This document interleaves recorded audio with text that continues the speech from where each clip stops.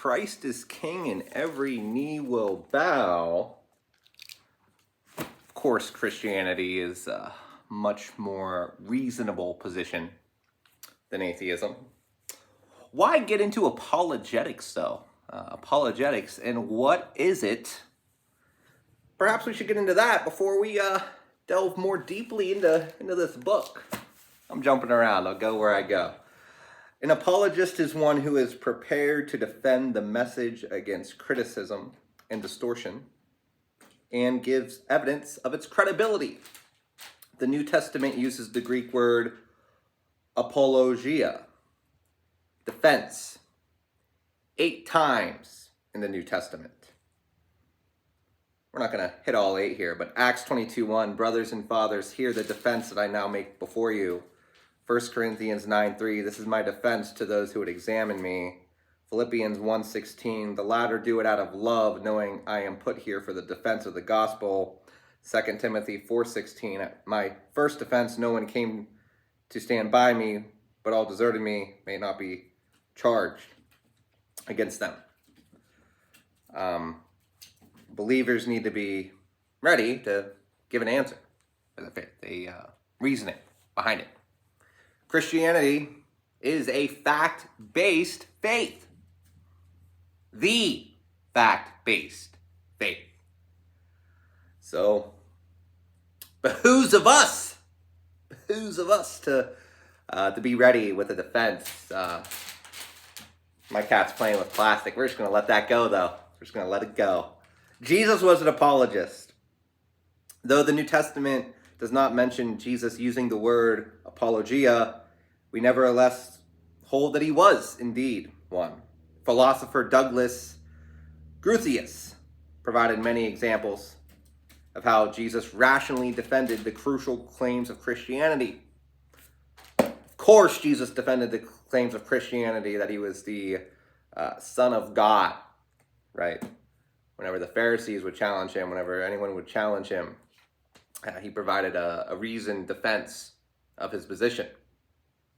Contrary to the views of critics, this is a quote from philosopher Douglas Groothuis.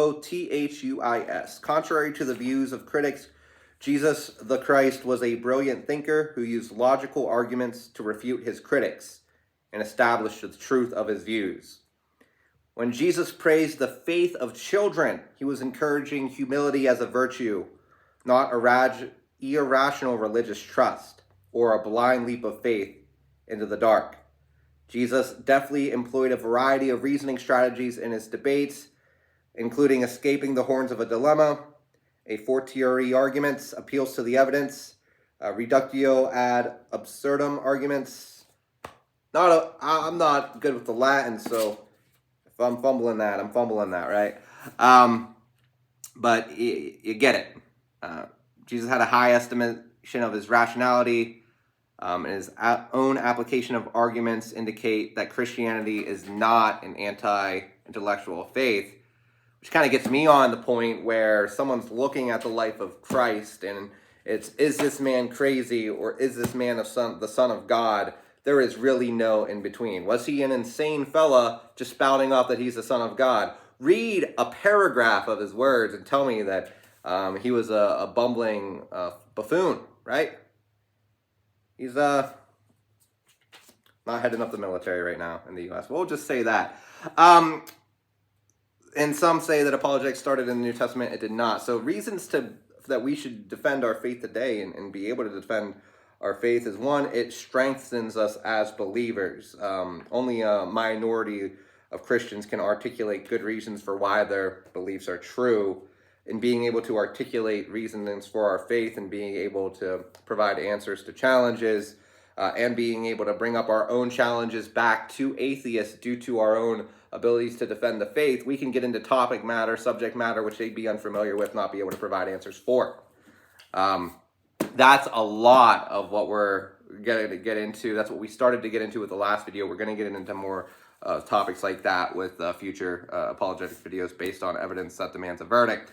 But there is a great quote here from philosopher William Lane Craig on his experience whenever being welcomed to debates. And we're going to end with this. Again and again, I find that while most of these men who he goes to debate are pretty good at beating up intellectually on an 18-year-old in one of their classes, they cannot hold their own when it comes to going toe-to-toe with one of their peers. He continues on, Christian students come away from these encounters with a renewed confidence in their faith, their heads held high, proud to be Christians, bolder in speaking out for Christ. It also helps students hang on to their faith. So forget what I just last said. After high school, between 1/3 and 2/3 of young people do leave. Intellectual questions are one important factor. Young people have genuine intellectual questions. When these questions aren't answered, people leave the church. So if we train up young people to remain strong in the Christian faith, one essential element is not just kind of knowing verses, but also being able to provide a reasoned defense of those. And the study of apologetics is critical to that. There's a quote by Dr. Ravi Zacharias, do not underestimate the role you play in clearing the obstacles in someone's spiritual journey. A seed sown here, a light shown there, may be all that is needed to move someone one step further. That's what this is about. Maybe I move someone one step further. More people are seeing this so far than I had anticipated. And we will continue going through this. And actually, I don't think I'm going to be providing just brief chapter summaries here. I think we're going to go into a lot of topics. And there may well be 100 videos I make through the course.